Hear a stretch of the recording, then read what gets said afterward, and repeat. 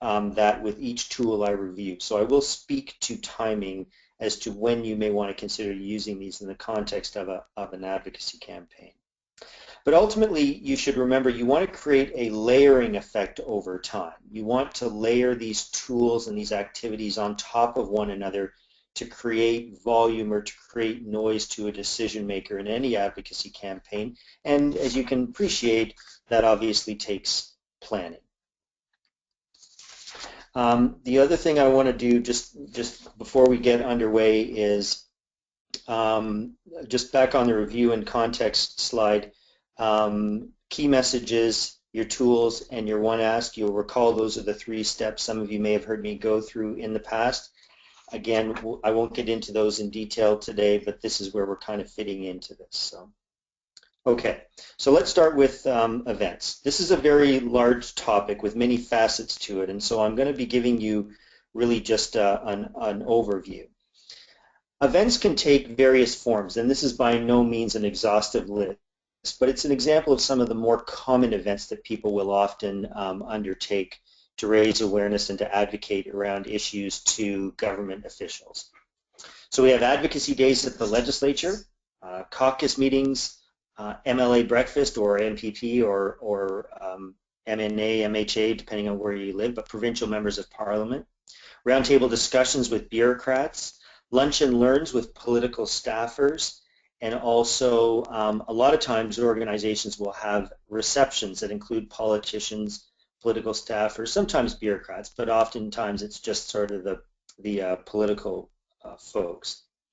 The forms that these events can take is almost limitless, and my advice is to choose an event that is consistent with your resources and capacity to engage at a given time. In other words, I recommend don't bite off more than you can chew, obviously.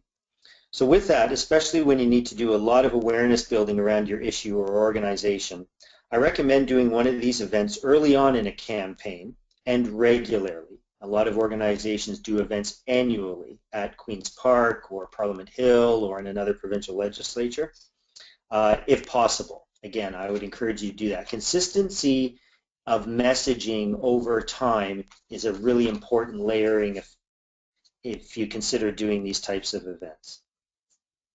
So if we go to the next slide, what are the objectives of doing something like these events at a provincial legislature? Well, raise awareness and educate decision makers about your issues. That may be more or less important depending on what your issue is. Excuse me. If it's a rare disease that nobody's ever heard of before, you're going to have to spend a lot of time raising awareness and educating decision makers. If it's a more well-known disease, chronic condition, you may not need to spend a lot of time raising awareness. You may need to do some myth busting. People may have perceptions about the disease that aren't correct, but obviously you won't have to raise awareness about things like breast cancer, for example. Another objective is to put a face on your organization, to actually show who are the people that support your organization and are doing the work, excuse me, doing the work at hand. You want to start to build relationships, and these are very important to helping to build those relationships in the context of engaging directly with policymakers, politicians, and others. It gives your supporters experience at interacting with decision makers. It's a great way to have a very brief conversation with an MPP or an MLA, especially for somebody who's maybe done this before in a setting that is perhaps a little more forgiving or has a little less pressure to it, and they're not by themselves, they're with other people. And of course it can be used to request change or to take action kind of thing. But again, there doesn't necessarily need to be an ask associated with such events. Sometimes there is. You may be asking the government to do something very specific in the context of why you're there that day and the activity that's going on. But if you're an organization and you're not that well known, and perhaps the disease is not that well known and it's your first time out, I would recommend that you consider just really focusing on the raising awareness and educating objective and not worry about necessarily having an ask. If we go to the next slide, I've devoted this entire slide to something called selecting a date. You may wonder why I started with that, but much of your event success will hinge on choosing the right date and quite frankly, just luck, which is something you can't control, but you'll see what I mean in a moment. As I mentioned there, governments may be more likely to act on issues brought to their attention shortly before or after an election. So if you are a province like Newfoundland and Labrador that's going into an election, you may want to consider having such an event post-election as a way to position your issues. Obviously, you want to avoid holiday seasons because the politicians, if you're targeting the politicians as opposed to bureaucrats, will not be around. You want to avoid dates that conflict with other things that are going on and may provide, I say competition there, it really is competition. There could be competition for getting the attention of people on a given day at the legislature. We often suggest that it coincide perhaps with a larger event that's going on. So, World Cancer Day or such a Breast Cancer Awareness Week or something like that, so that you can align with pre-existing events. And also, elected representatives are more likely to be available at the start of the week, sort of thing. So you really need to understand, again, where it falls in the calendar so that you can make the right choice of a date. Continuing on the next slide with respect to the date, you want to go with what is essentially the best legislative date. And this is most likely to be when the legislature is sitting. So, for example, they're not on a holiday or recess or constituency week or something, but the elected officials are in the Capitol and they're sitting on that particular day. And so you want to make sure that they're not in their constituencies or their ridings when they're not in session. As it says there are constituency days and weeks when they're in their home ridings. And also, for example, in Ontario, the legislature does not sit on a Friday, so you would never have this event on a Friday if you were targeting politicians. It's also good to avoid a time when critical matters are being debated. So sometimes, this is where we get into luck. Sometimes you may know something's coming up, sometimes you may not. Sometimes you may not anticipate something. You could be all set to go, you could get there and have your event and be ready to go, and all of a sudden something will happen, something nobody could have predicted, and unfortunately it may mean that your event will not be that well attended because either the members have to sit in the House or something else may be going on. On the next slide, engaging your supporters. They can help to determine what issues you want to present to the government representatives, often through a survey, because if you're going to get your supporters to come out to an event at a legislature, it's a big time commitment, obviously. And so I suggest that you let them have some say in what it is you'll be doing that day and where you'll be focusing your attention. They may be able to provide contacts in government, and or they may have met with different elected representatives on previous occasions. So they may have pre-existing relationships. And again, for those of you who have heard some of my previous webinars, you'll know how important relationships are to the process of being an effective advocate. They can attend and tell a first-hand story of how the issue at hand is affecting their lives and give personal support to the importance of the issue being addressed, which again is very important as we move forward with this. Inviting government officials, and as you can see, I'm going through this a little bit chronologically here. So first you pick your date, then you engage your supporters. Now we're moving on to inviting government officials. You obviously want to provide them with introduction to your organization, who you are, an explanation as to why you're requesting a meeting, if that's part of your event. If you're setting up a series of meetings, for example, with MLAs, why are you doing this? Request a meeting on the day of your advocacy event. Make sure that that date gets into their calendars. Provide any personal information you may have gathered from your survey of supporters that might aid you in securing a meeting. So if you've got some critical information that shows that your supporters are united around a particular issue that's currently before the government, or maybe pertains to legislation that's being debated amongst the MPPs or the MLAs, you should share that with them because they will make the connection of the importance in their minds. Provide a contact name and number, for example, the person that's writing them, and provide a date by which you will contact their office. Again, it's your responsibility if you're organizing one of these days or one of these events to try to get as many of these elected representatives or bureaucrats or whoever you're targeting out to the actual event. That requires follow-up, and it can require a lot of follow-up and calling them and making sure, did you get the invitation? Are you going to be attending? And all of that kind of stuff. If we move to the next slide, we're now down to logistics and flow. There's detail here, and you may wonder why I'm going into such detail, but I've chosen to give this to you as a reference because these are the kinds of things, when they go wrong, they can really make a big difference. So if you have people coming from out of town and they need accommodation, make sure that that is organized. Do a site visit. Know where it is that you're meeting with your people and where you're taking them and all of that kind of stuff. Have transportation organized and have a coordination center, a place where people can come during the day or the afternoon or however long you're going to be at a provincial legislature, so they know where to go if they have questions or concerns or if something's gone wrong. Training. They should be trained to do this work. We often suggest getting together the evening before or the morning of if the event is in the afternoon, and provide them with the training and the support they need to be able to do this work. Create a presentation and training packages. So in other words, have material for them so that they can go into these meetings and be confident in what it is that they're doing. Provide tips for visiting elected representatives. So what do they need to know to be able to do this work, and how to conduct a successful meeting. So your key messages, meeting script, one ask, all of the stuff that they need to be successful. And then of course follow-ups, how to follow up and make sure that if, for example, you had a series of meetings with a select group of MPPs, make sure that all of them receive some kind of a thank you letter, thank you note, either from the people that they met with, which is always preferable, or from the organization itself, just saying that you appreciate their time. Just one thing back that isn't, one thing I want to mention that isn't noted down there on the site visit is security. All legislatures now have quite a bit of security around them, and you're going to need to navigate that security, particularly if you're going to Parliament Hill. Security is a big issue there. So you need to leave time to get through security. You need to understand how security works. You need to explain to people where they can go, where they can't go. There are certain places that are off limits and all that kind of stuff.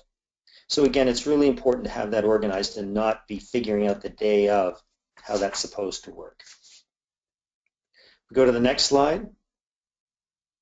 So this is just an example of an event that took place at Queen's Park recently, a CCSN event on September the 16th. That's a picture, obviously, of Jackie with the Premier, Kathleen Wynne. And so I know CCSN has done a number of events at particularly the Ontario Legislature as well as other legislatures.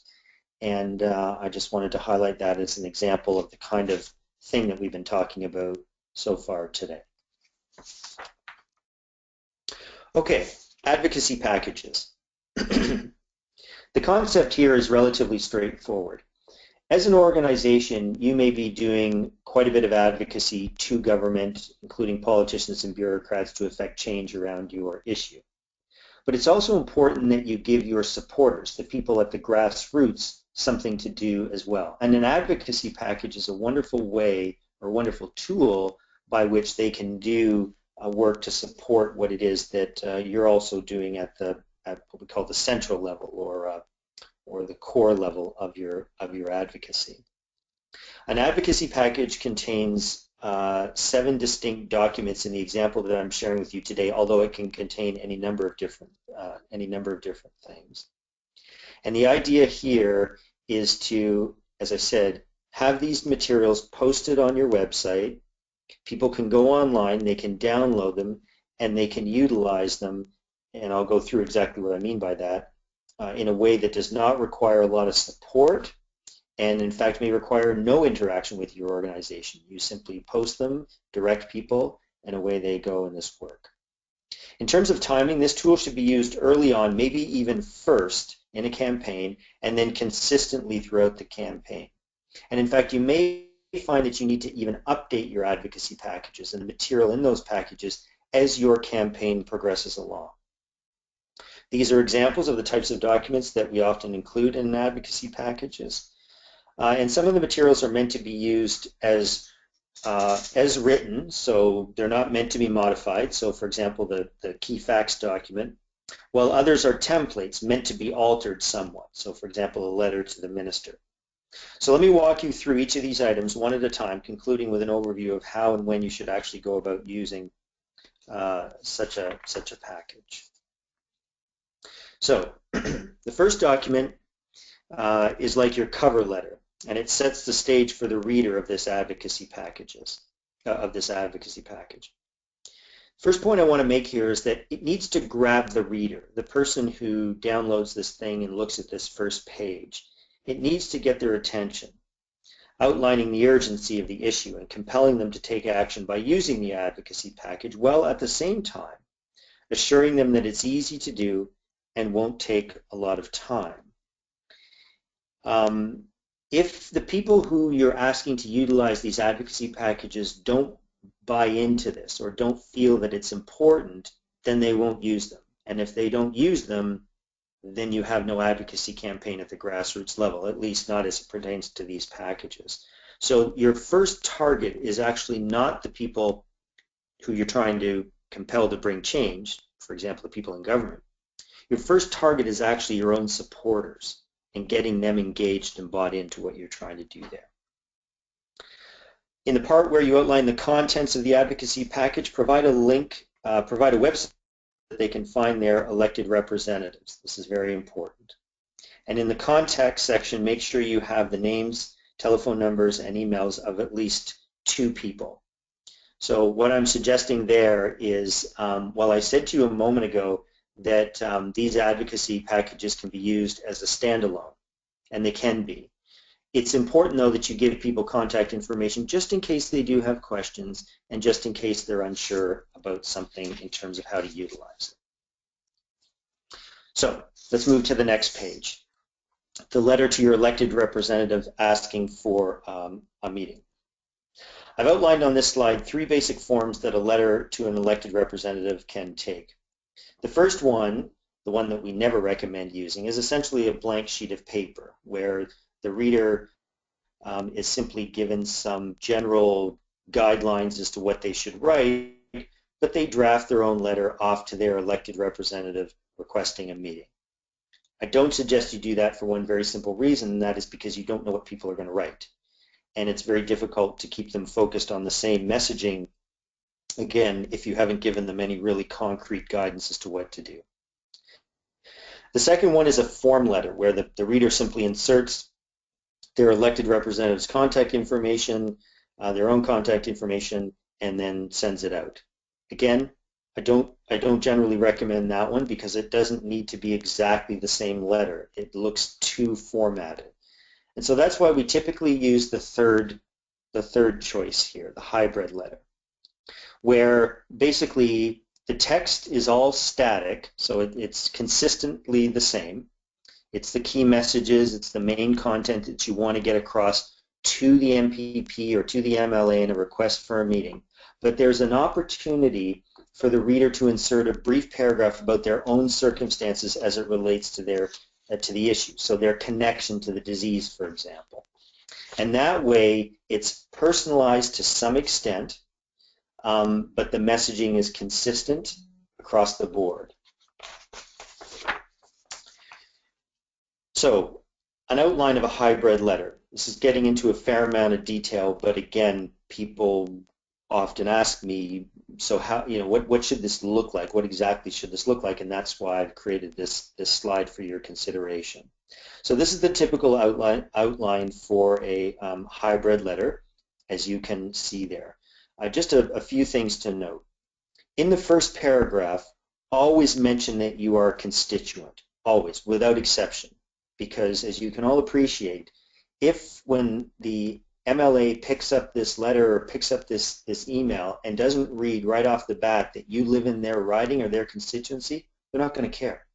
So you have to establish right up front, I am a constituent, I live in your riding, and what I have to say to you is important, and you need to listen to this. Consider providing some context or an outline of what you want people to include in paragraph 2. The one where they insert a brief paragraph about their personal story or their link to the issue.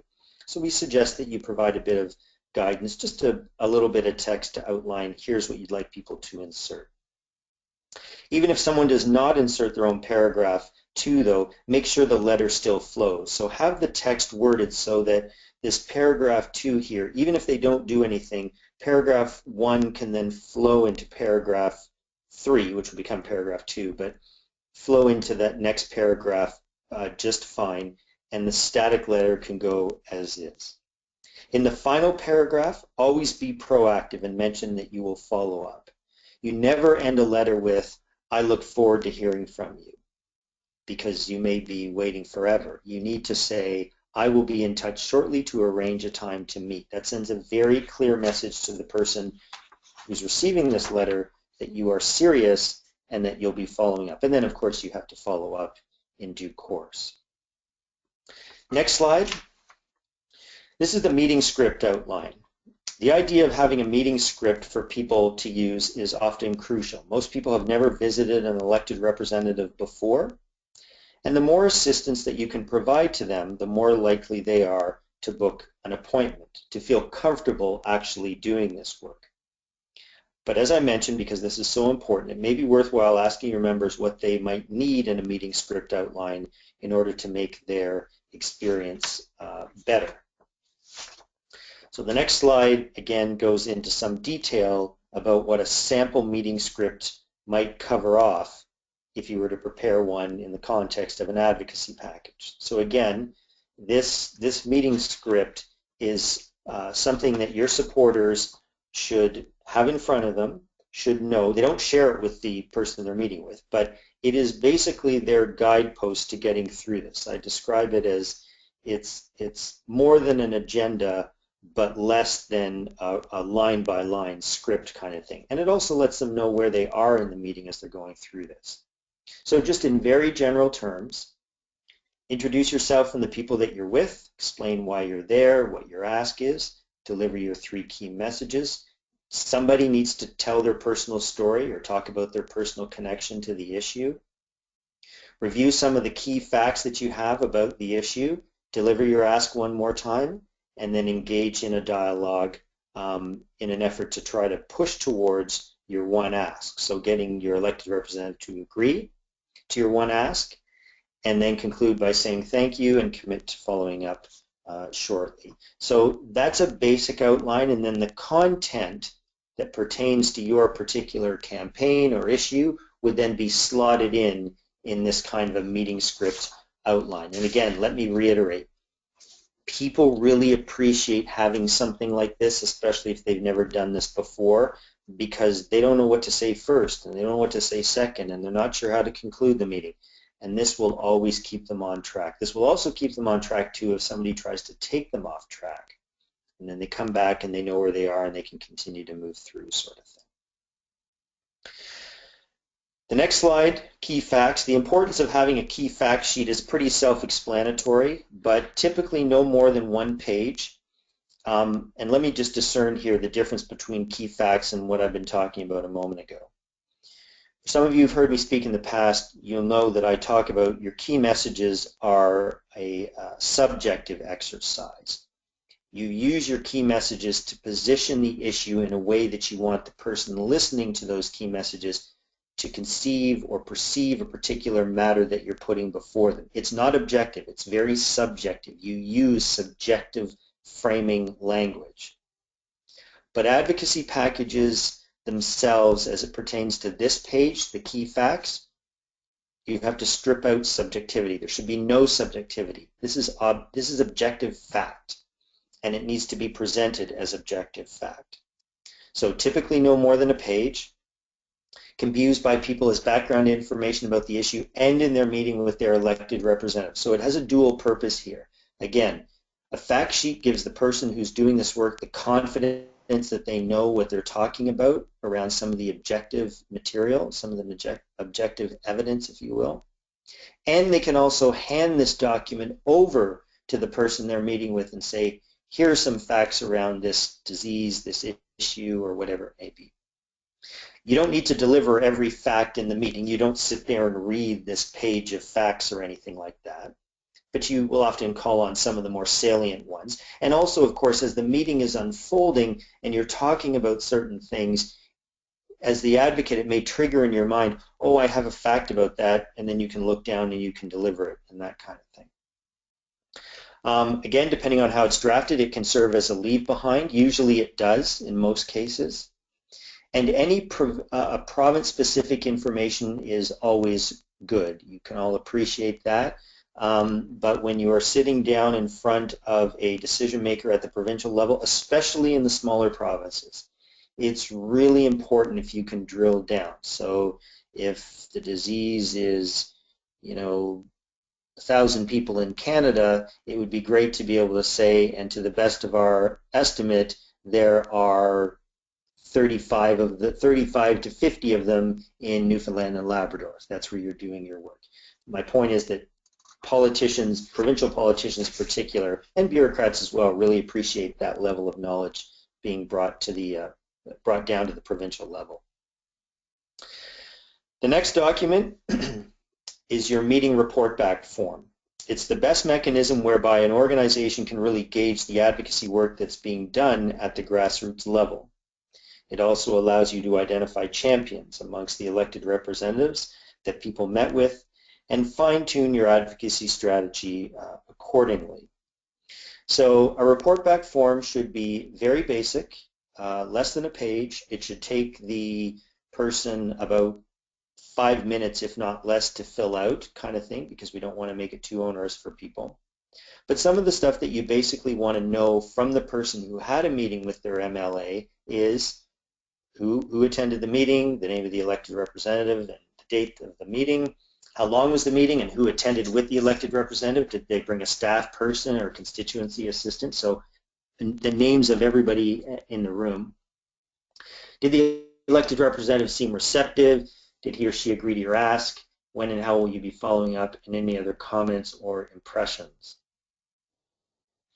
The truth is that report back forms, well, they're certainly important to the process.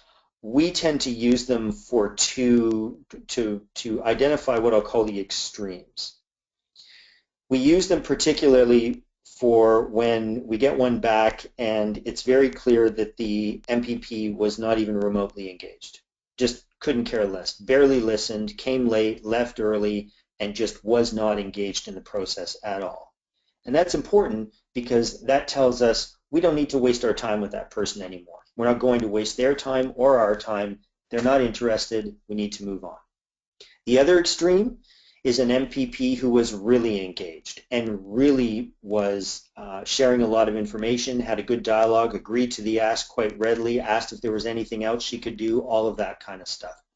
We need to know those people as well in particular, and I would suggest that you do too, because those can be your champions. You can build an entire campaign around internal champions within government, the people that care the most about these issues. So again, a report back form isn't just tallying up the number of meetings that you had. It's really identifying in particular those extremes so that you can, as I say here, course correct or fine-tune your advocacy strategy moving forward. Next one, the letter from your elected representative to the minister that you're targeting. If your ask is for your elected representative to write a letter to a minister, make sure that you have a draft ready for that person to use. The rationale being that if your elected representative says, yes, I'll write the letter, so if that's your ask, you say, I want you to write a letter on my behalf to the Minister of Health and Long-Term Care in Ontario, and the elected representative says, yes, I'll do that. You have a draft ready to go to expedite the process, and you offer that person no excuses for not writing the letter, because they might say, yes, I'll write a letter. You say, that's great, terrific, thanks for your time. You walk out, and then nothing happens.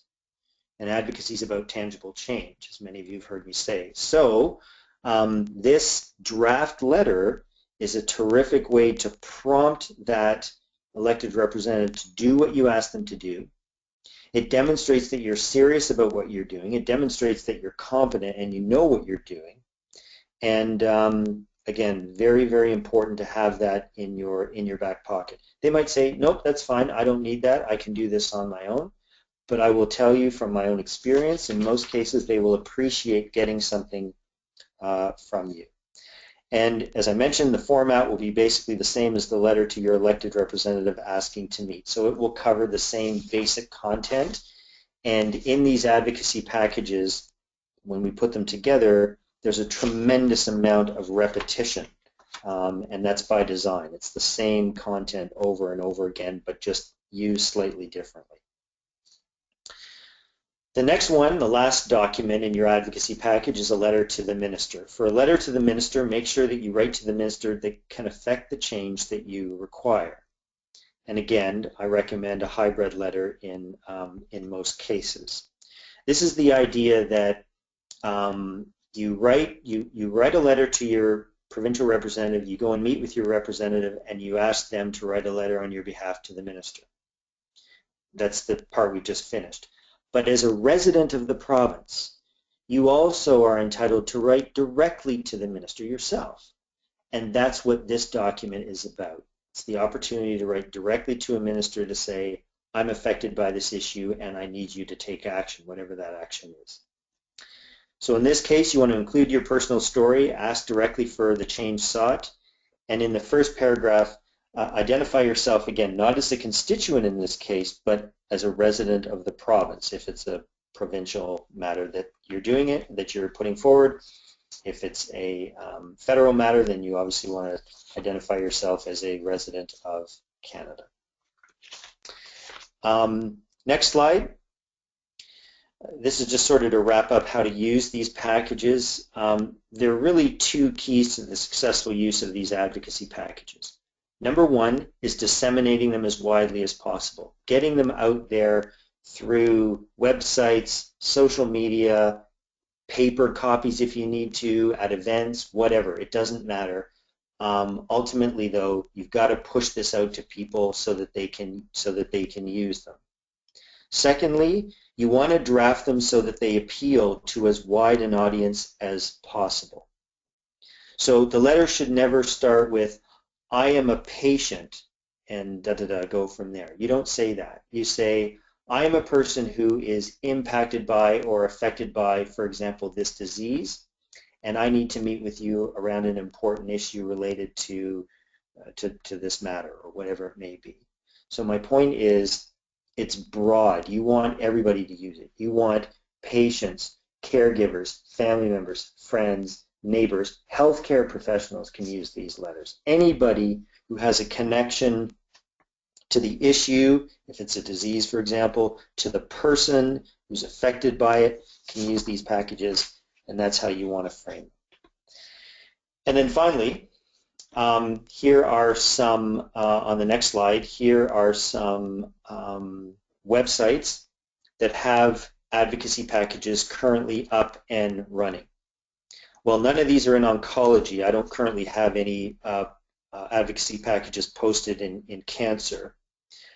These are 4 live examples of advocacy packages for your review, and you can see for yourself what they look like, how they're utilized, how they're positioned with the various associations that are using them. Okay, next, collective letters.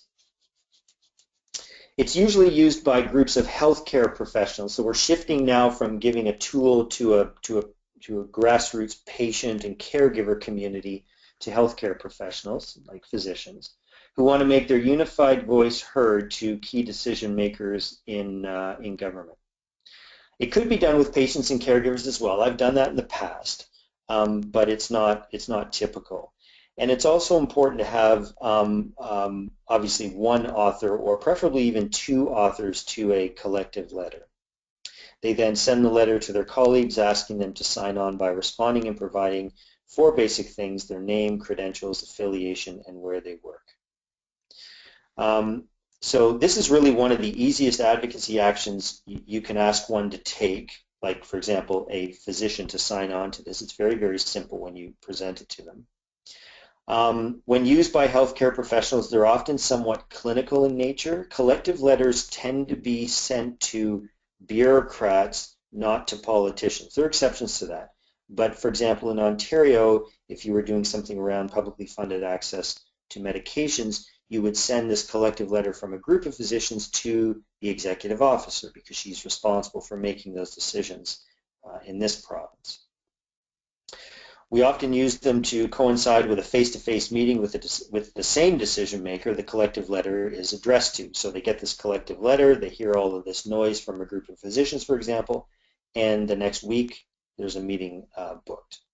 The key to collective letters is to get as many people to sign on as possible. I can't emphasize this enough. This is in part what we call a volume exercise. The more people who sign it, the better. And ideally, they'll represent a wide range of interests and geography. You want to have people from across a given province, for example. And oftentimes, and I'm getting into a bit of detail here, but if you're doing one, for example, in Alberta, it would be great if the co-authors, one was from Calgary and one was from Edmonton, for example, or one was from northern Alberta, one was from southern Alberta, to represent the entire scope of who it is that's concerned about this particular issue. Their use, collective letters, needs to align with your work as a patient group and are typically utilized about midway through a campaign. So, as I mentioned, I would tell you where you use these things, and that's typically where they come in.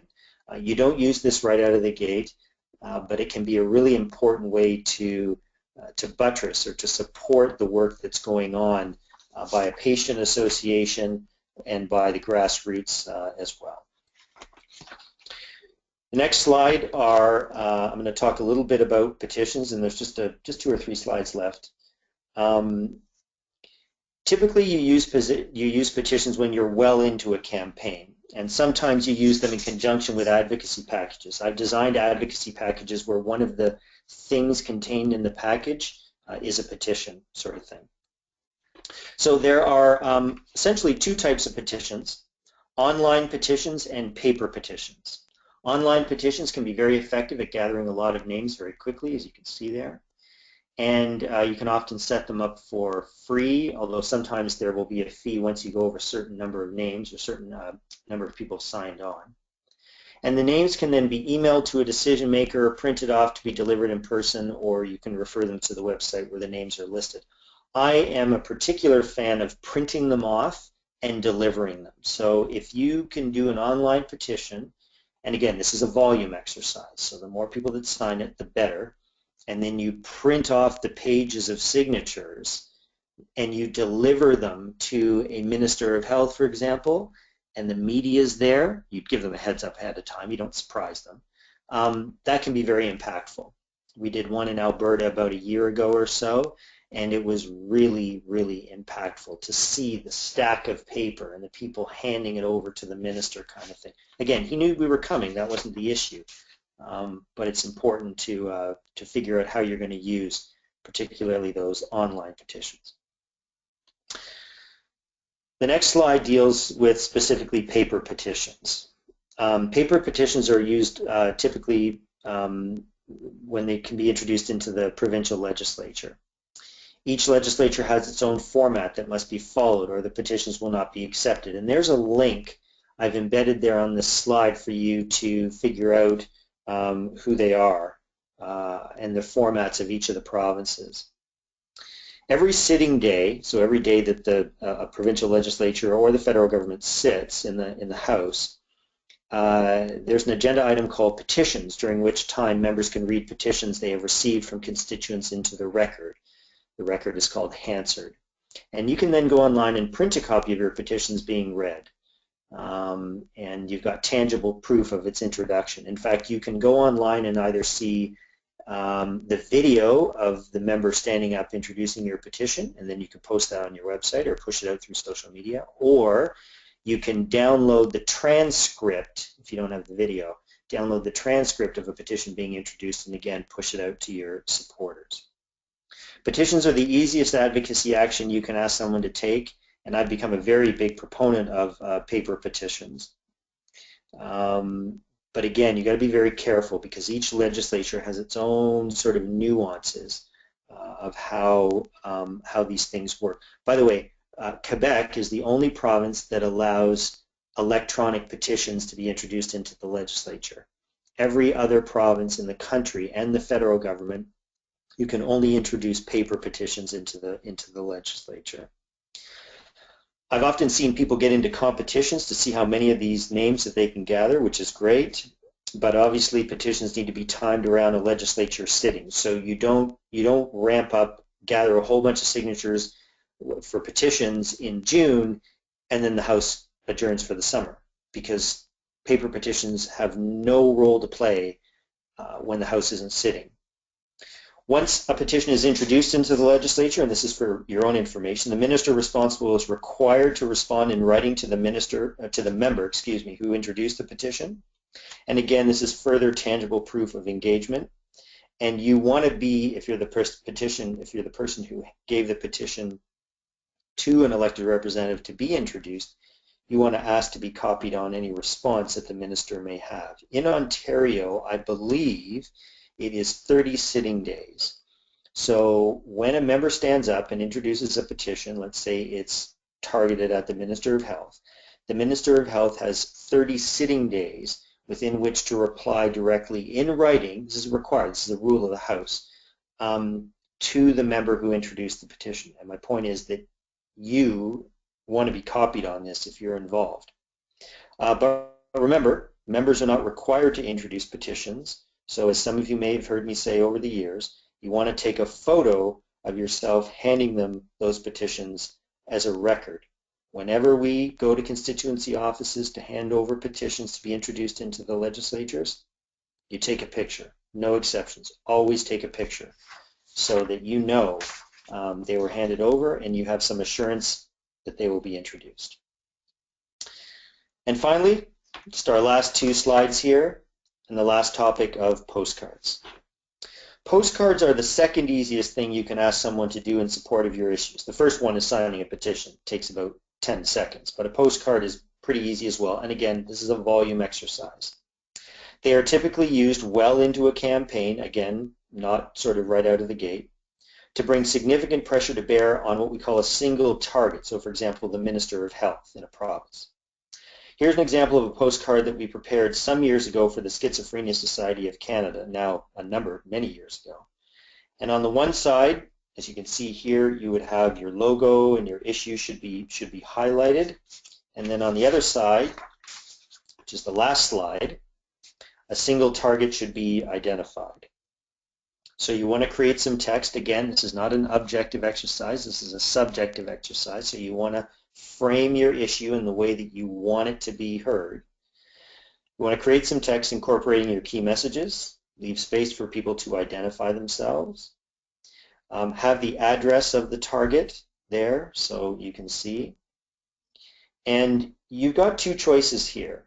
You can either pre-stamp the postcards and have people just mail them in, or, and I prefer doing it this way, you don't stamp them, you have people fill them out, and then you have them return them to you at the central organization. And so all of these postcards come back to your organization, and then you've got a stack of them, 100, 500, whatever it may be. And then you can decide what you want to do with them. Remember I told you a moment ago that you print off the names on an electronic an e-petition, and you go to the legislature and you hand them to the minister. That's what you do here.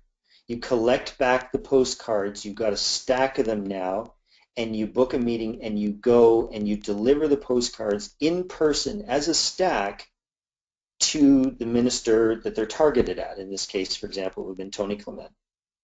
And that can be very impactful. Again, media opportunities, social media, all of that kind of stuff can be built into that kind of engagement. And while a lot of postcards to one individual will certainly get their attention, it's important to press on with your other advocacy tools like face-to-face meetings and some of the other ones I've talked about today, as it is this combination of their use that will lead you to getting what you need. Again, this layering effect, it adds one more layer, but all of these layers in their totality is ultimately what you will need in order to get what you require from the decision maker you're targeting in government.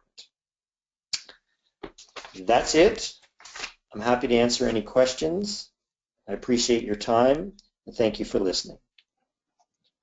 Okay, thanks very much, Ryan. Matt here from CCSN, and I think at this point, I'm still waiting for questions to come in. So just as a reminder to anybody on the call right now, that you can bring up your questions, or you can bring up the questions sidebar on the right-hand side of your screen. If it's not already, there should be a little orange arrow that you can click there, and you can bring up the questions box on the sidebar, and you can type any questions that you have in there. And we encourage anybody to, while we've got Ryan on the line, we still got 15 more minutes here available. So if anybody does have any questions at this point, please feel free to type them there. We have one from Nancy here, Ryan, and she says, of all the tools that you talked about today, I guess, what have you found to be the most effective?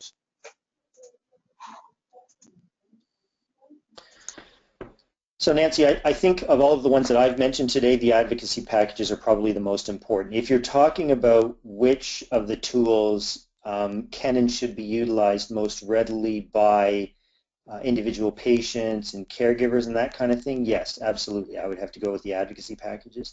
If you're talking about healthcare professionals, I think the collective letter can be very impactful. We've used them in many campaigns, and they can be extremely effective at targeting, for example, a public drug plan manager or somebody like that, to really understand what the issue is from a clinical perspective. All these physicians signed on, really, really important. But that would be my answer.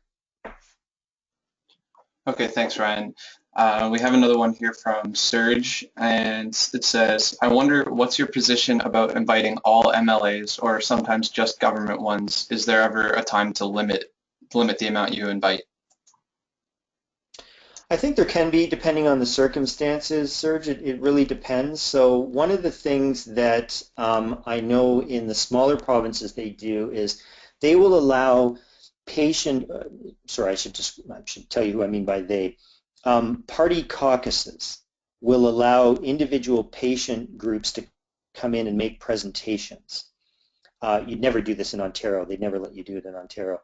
But I know we've done it out west a couple of times. I know we did one just recently in Prince Edward Island where basically a couple of people on behalf of a patient organization met with, in this case it was the Liberal caucus, so it was the government caucus, for about 20 minutes in the morning and made a presentation to those caucus members. Now obviously only the Liberals are going to be there because it's a caucus presentation.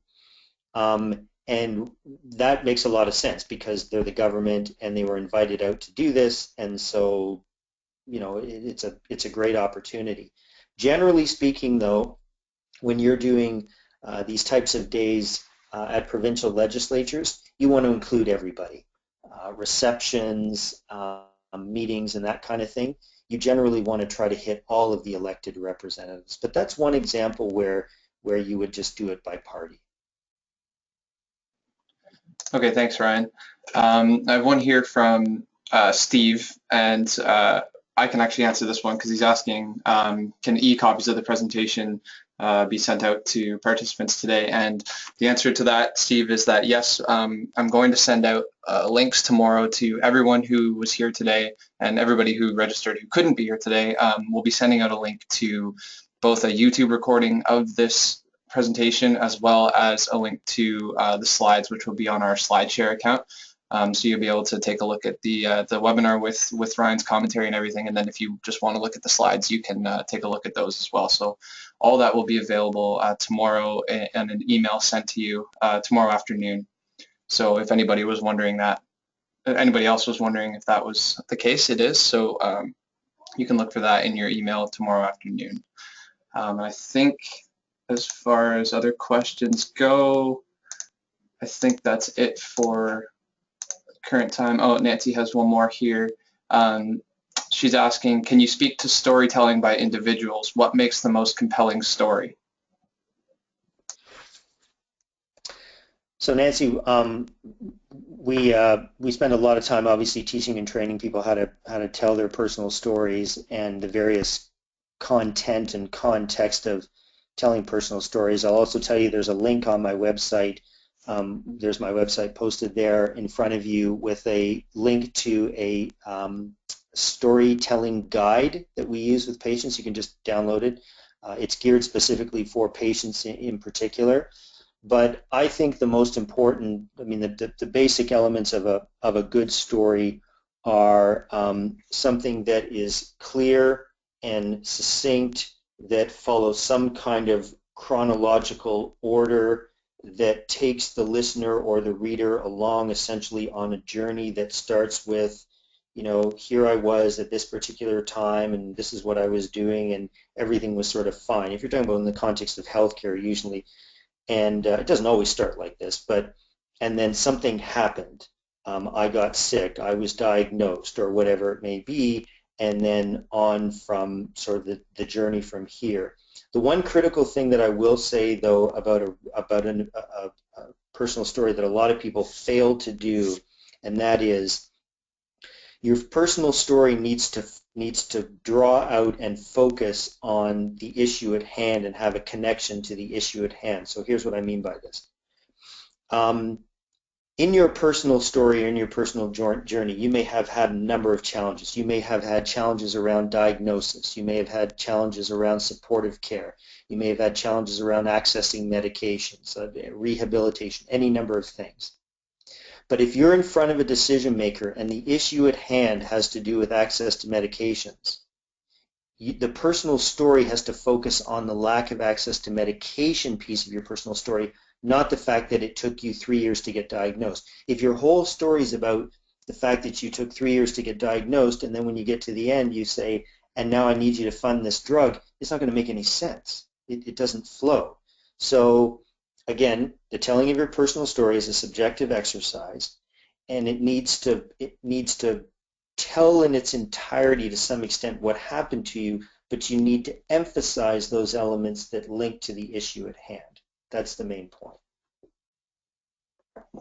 Okay, thanks, Ryan. We have a few more questions come in while you're answering that one, so this should keep us going until about 2 o'clock. So we have 3 here. First one's from BJ, who asks, what ballpark budget is needed for an advocacy campaign? Oh, gosh. I can't really answer that question. It depends on what you're trying to do, the change you're trying to affect. It's impossible to answer that question. I apologize. I don't mean to sound evasive, but it depends on a whole bunch of different circumstances. How challenging is what you're trying to do? Do you want to include an advocacy component, a media component, a government relations component to what it is that you're trying to do? And those are all separate potentially in your work. Is it a national campaign? Is it a provincial campaign? What province is it? All of those types of things. It really depends. I will say this though, you can do a lot of things for free. You can do a lot of things that don't cost any money. And some of the stuff that I've tried to go through with you today, other than the meetings at Queen's Park and organizing a whole Queen's Park Day and that kind of thing, are not meant to be terribly expensive. I mean, petitions don't cost any money. Advocacy packages don't cost any money. Collective letters don't cost any money. Postcards, it's the printing cost. I don't mean to suggest that time and volunteer hours and getting people to work on this stuff doesn't have a cost to it. I just meant there's no out-of-pocket expense per se necessarily with any of those tools, and they don't need to cost, in some cases, any money at all. The big one today that I talked about is a Queen's Park Day or a provincial legislature day. Those cost money because they just require resources, as you can see from what I outlined. Okay, thanks for that, Ryan. I know it's probably pretty difficult to figure all that stuff out, and it's pretty specific. But anyways, next one is from Steve again, and he asks, regarding the postcard approach, are stamps required for mail to, where is it? Sorry, moved on me here. Mail to provincial ministers. I ask because mail to federal MPs requires no postage, I believe. Yeah, great question. You're absolutely right. So if you want to send a letter, a postcard, or anything to an MP, a provincial member of parliament, don't need to put a stamp on it. That does not apply to provincial members of parliament. you have to put postage on any correspondence to them. Okay, thanks. So now next one is from Tanya, and she asks, what would you say is the place for position papers in an advocacy package?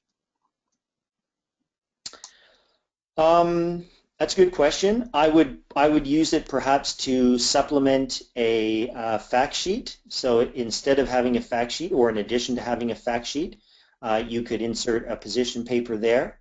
It's important to understand, though, that all of the materials in an advocacy package are meant to be used by the advocates themselves, and again, ideally without a whole lot of support. So my only caution would be, if you do have a position paper, and we've used them in the past, they can be very effective, just make sure that people understand what it is, what it says, how it's to be utilized, and make sure that they're comfortable with it. In any training, for example, that you might give to them, make sure they understand, again, what it is. Now, that's a position paper that could be utilized by patients in an advocacy package.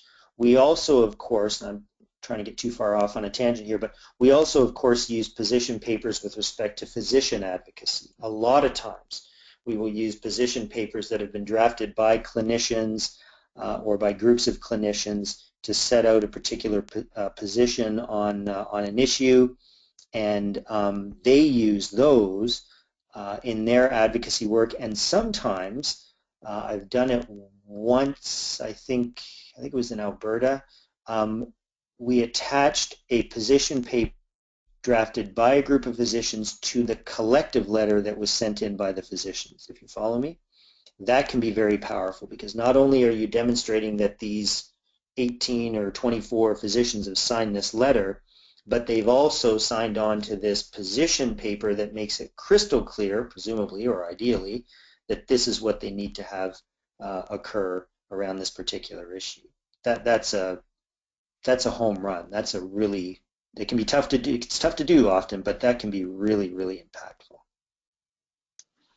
Okay, thanks, Ryan. And then we have one more from Steve here, who's done a great job of demonstrating some discussion today, or generating some discussion today, I should say. And he says, are you aware of successful advocacy campaigns previously as a means of almost shaming, for lack of a better description, i.e. where Canada may be falling short of treatment levels for something by comparison with its G7, G8 contemporaries, or similarly in a province-to-province scenario?